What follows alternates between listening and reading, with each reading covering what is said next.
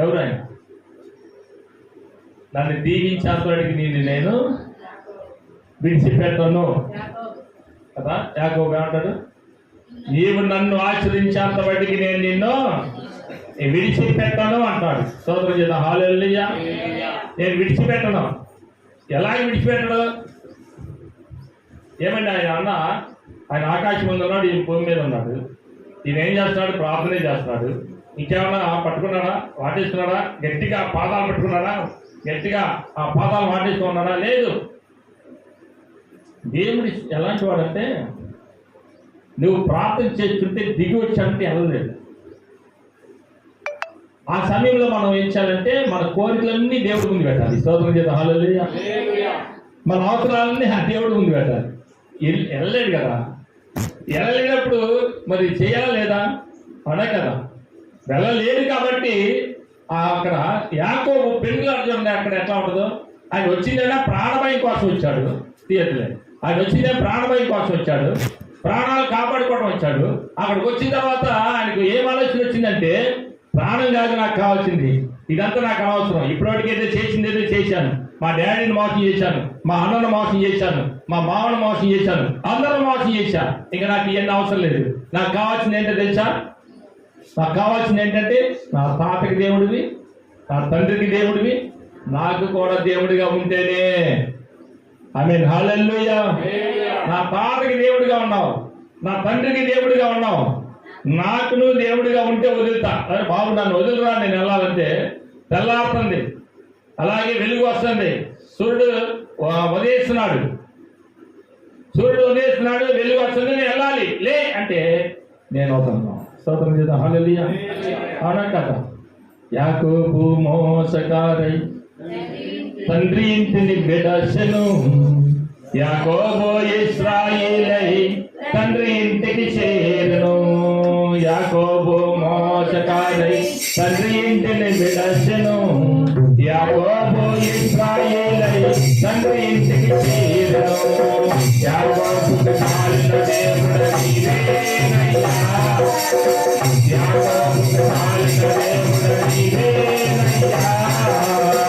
అబ్రహాము, ఇస్సాకు, యాకోబు దేవుడా, నాకు కాలిన దేవుడా, యేసయ్యా, నా యేసయ్యా. హల్లెలూయా. నా యేసయ్యా. అబ్రహాము దేవుడా, ఇస్సాకు దేవుడా, యాకోబు దేవుడా, నాకు కాలిన దేవుడా, యేసయ్యా, నా యేసయ్యా. హల్లెలూయా. నా యేసయ్యా. ఆమేన్. హల్లెలూయా. గమనిద్దాం, ఇక్కడ అబ్రహాముకి దేవుడివి, ఇస్సాకుకి దేవుడివి, నాకు దేవుడిగా అనిపించుకునే అప్పటికి నిన్ను వదిలిపెట్టను అన్నాడు. అలాగే విడిచిపెట్టలేదు. నేను అంటుంది ఏంటంటే, నీ అవసరాలు ఏమున్నాయి, నీ అక్కర్లు ఏమున్నాయి, నీ కోరికలు ఏంటి, నీకు ఉన్న బాధ ఏంటి, నీ సమస్య ఏంటి, మోకరించు, ప్రార్థించు, ఖచ్చితంగా దేవుడి కార్యం జరిగిస్తాడు. అంతేకాని కాసేపు చేసి ఒక అరగంట మోకరించి తలితే అమ్మయ్య నాకు నేర్చుకుంది ఉంది కానీ నా వల్ల కాదు కానీ అంటే దేవుడు గారు నా వల్ల కాదు అని వెళ్ళిపోతాడు. అంతేనా కదా. ఒక గంట సరిగ్గా మోకరించలేవు, ఒక గంట సరిగ్గా ప్రార్థన చేయలేవు, ఒక గంట దేవుని వేడుకోనలేవు, ఒక గంట దేవుని దించాలని ప్రయత్నించేవు. ఆకాశం నుంచి మహాకాశం పట్టదాలని దేవుడి కింద దిగొచ్చి యాకోబు ఆగు అంటాడు. ఆమేన్. హల్లెలూయా. ఈ ప్రార్థన నా దగ్గర చేరింది, ఆగు అంటాడు. నేను ఆగను. ఇప్పటికి కూడా ఆయన పేరు చిరస్థాయిగా ఇజ్రాయెల్ దేశంలో ఉండిపోయింది. అది అవునా? యాకోబు పేరే కదా ఇజ్రాయెల్ దేశం. ఇజ్రాయెల్ దేశం యాకోబు పేరు. అది ఇక్కడ నుంచి యాకోబు అనబడదు, ఇశ్రాయేలు అని పిలువబడతావు, నీ పేరు చిరస్థాయిగా ఉంటుంది అన్నాడు. అలాగా మనందరం ఉండాలి. దావీదు కూడా అదే ఆలోచన చేస్తాడు. దావీదుకి బాధ వచ్చినా, కష్టం వచ్చినా, నిందలు వచ్చినా, ఏది వచ్చినా సరే, ఏ సమస్య వచ్చినా ప్రభు పాదాల దగ్గర మోకరిస్తాడు, ప్రభు దగ్గర మొరపెడుతున్నాడు. ఏమంటాడు? అయ్యా నువ్వు మౌనంగా ఉండొద్దు, అయ్యా నువ్వు మౌనంగా ఉంటే నేనేమైపోతాను తెలుసా, నేను సమాజానికి దిగిపోతాను అని బ్రతిమలాడుకుంటాడు. అక్కడ మౌనంగా ఉండకు. మౌనంగా ఎప్పుడు ఉంటాడు తెలుసా? మౌనంగా ఎప్పుడు ఉంటాడు? మన కార్యాలను బట్టి ఉంటాడు. మనము చేసే పనులు బట్టి ఉంటాడు. మనం ఎలాంటి వారమో దేవుడికి తెలుసు. దావీదు ఎలాంటి వాడో తెలుసు దేవుడికి. దావీదు భయంకరుడు అండి. అందుకే 27 వచ్చేసరికి ఉన్నారా సంతోషంతో ప్రార్థన చేస్తా ఉన్నాడు. 28 వచ్చేసరికి ఉన్నా మళ్ళీ ఇదే చిన్న సమస్య శ్రమలు వచ్చింది. అంటే తన హృదయంలో ఉన్నది ఏదో అని తెలుసు. అది దేవుడికి ఎరుగున్నాడు. దేవుడు కూడా ఎరుగున్నాడు. ఏమన్నాడు దేవుడు 139 కీర్తనలు ఏమన్నాడు? నీ హృదయంలో తలాంపు పట్టక మునిపై నేను ఎరుగున్నాను రా బాబు అంటాడు. ఆమేన్, హల్లెలూయా. నీ హృదయంలో తలాంపు పట్టక మునిపై నేను ఎరుగున్నాను. నీ నోట్ల నుంచి మాట రాక మునిపై నాకు తెలుసు. నాకు చెప్తే అంటాడు హరికథలో అంటాడు. ఆమేన్, హల్లెలూయా. అందుకని ఈ మాట అనిపించుకోకుండా ఉండడానికి ఎమ్మటే దావీదు ఏం చెప్తాడంటే సాటాన్ని అక్కడ పడిపోతాడు అంతే.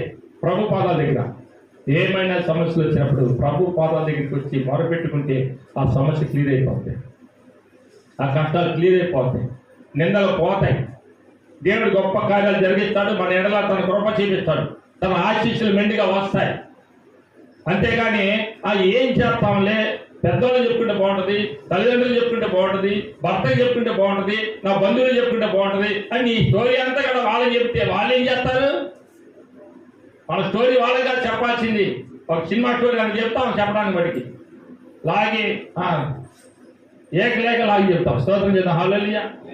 అలాగా చెప్పాల్సింది. ఒక స్టోరీ కాదు మనం చెప్పాల్సింది. ప్రభు పాదాల దగ్గరికి వెళ్ళు, మొరపెట్టు. దావీదు అదే చేస్తున్నాడు. ఆయనకి అర్థమైంది నా హృదయంలో ఏదో తేడా వచ్చింది, నాలో ఏదో తేడా వచ్చింది.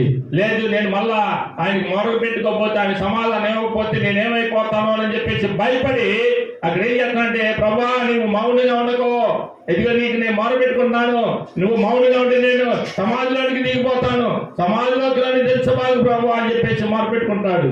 ఏ